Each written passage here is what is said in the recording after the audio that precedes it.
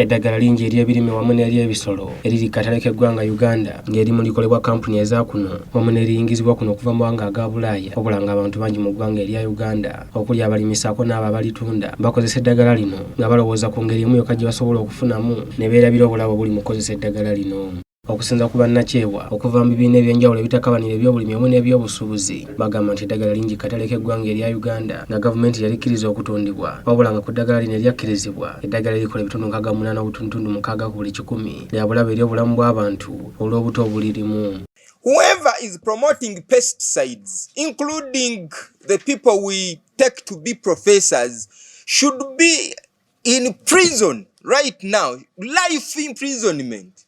Because they are violating not only the laws we are talking about as Agroecology Chemicals Control Act, but also the Constitution, which is protecting my right and other people's right. And it is very unfortunate that the people who ought to be intellectually helping the people to get off this kind of killer are in fact defending it. Bano bagamba nti ekinnyamiza okubanga eddagala likola ebitundu 65 ku buli 100 gavumenti teyakkiriza okuyingizibwa kuno okuva mu mawanga ag'ebweru naddala aga Bulaaya. Eddagala lino ate ery'omu mawanga aga Bulaaya abazungu tebalikozesa, kino nga kyongera okwoleka obukyamu obuli mu kukozesa eddagala lino. 55 chemicals that have been registered by MAIF and yet the same are not approved to be used in the EU, which is our trade partner.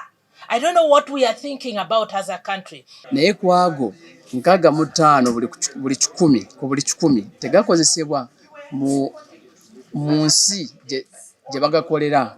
So n'olwekyo kiba kitegeeza nti ffe mu Uganda tugenda ne tukozesa malagala ate nga tebasobola gakozesa mu nsi gye bagakolera. Kyo kitegeeza nti bo babanga tebagakozesa kitegeeza nti gali n'ebizibu ng'ebikozi nga mu bantu nefe netusanga nga tugakozesa. Beti yaguti okuva mu kitongole kya Caritas Uganda agamba nti ekyennaku bannayuganda abasinga obungi naddala abalimi saako n'abatunda eddagala lino abamu tebalina bukugu wadde ku nkozesa y'eddagala lino kyokka nga ne gavumenti okuyita mu minisitule y'ebyobulimi wamu n'ebyobulunzi beesuliddeyo gwe naggamba okutendeka abalimi bano ku ngeri gye basobola okwetangiramu okukosebwa eddagala lino. Today, smallholder farmers use these chemicals as though they are using airtime of those days where you say, give me a card of 500 shillings. You just scratch it and put the airtime in your phone. That is what is taking place today. Nobody is telling the farmer what to use and what type of soil, on what type of crops, and after what period of time they should harvest or they should use these products from their garden. The farmer just goes to buy. What the farmers have done, on the same knapsack sprayer, they will put atrazine, they will put 2,4-D, they will put glyphosate, they will put 2,4,5-T. So you find a cocktail of these chemicals. Now these chemicals reinforce each other. A poor glyphosate, which was not degradable, has been combined with others that actually can make it more persistent. Bano bagamba nti n'amateeka agateekebwawo akakiiko okuva mu minisitule y'obulimi wamu n'ebyobulunzi okulungamya entunda wamu n'enkozesa y'eddagala lino tegakolerako ddala olw'abateekeddwa okwasisa ebiragiro bino obuteefiirayo. Gavumenti yateekawo ekitongole ekikola ku ddagala lino ng'ekitongole kino kirina okulaba engeri eddagala lino lye liyingiramu ngeri gye likola okulondoola ekintu ekyo.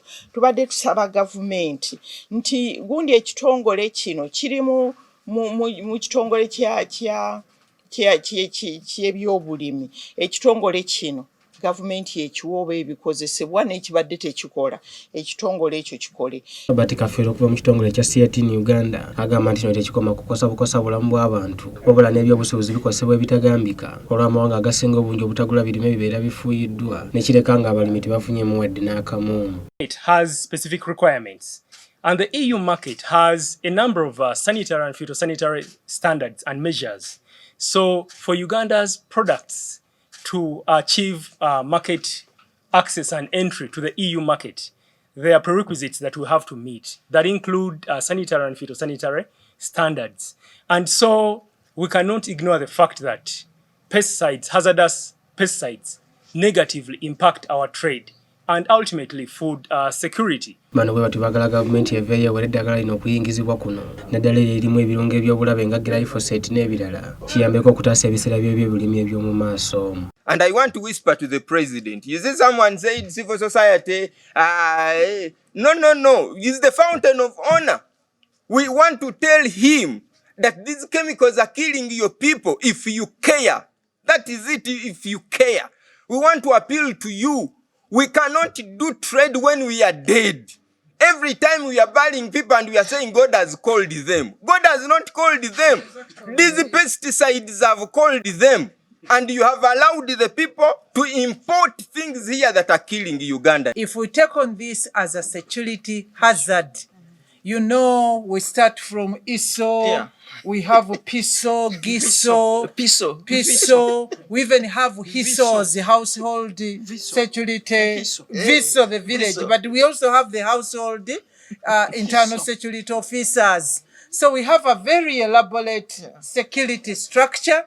We already have structures that we just have to harness, the administrative ones, but also the security ones. If we close the floodgates, harness these administrative and security structures, Uganda is going to be the real pearl. Bategeeza nno olukungaana lw'amawanga ga Afrika olukwata ku byobulimi olwa kadipu olugenda okubeera wano mu ggwanga erya Uganda okugwesera abasanyu okuliisa ku nnima ey'omulembe etaasa obutonde era nga si yabulabe ey'obulamu bw'abantu bagiyita agroecology kiyambeko okutaasa ebyobulimi mu Afrika yonna okutwaliza awamu. Okusinziira ku kunoonyereza okw'ebitongole bino ebirimu ebiri bannayuganda ebiri mu butale obw'enjawulo ebikola kumpi ebitundu 80 ku buli 100 bifuuyire n'eddagala lino so nga lyabulabe olw'obuto obulirimu ekyongera okuteeka obulamu bwa bannayuganda mu matigga. Scientific reports that have told us that almost 89% of the food that we buy in main markets in Kampala is contaminated.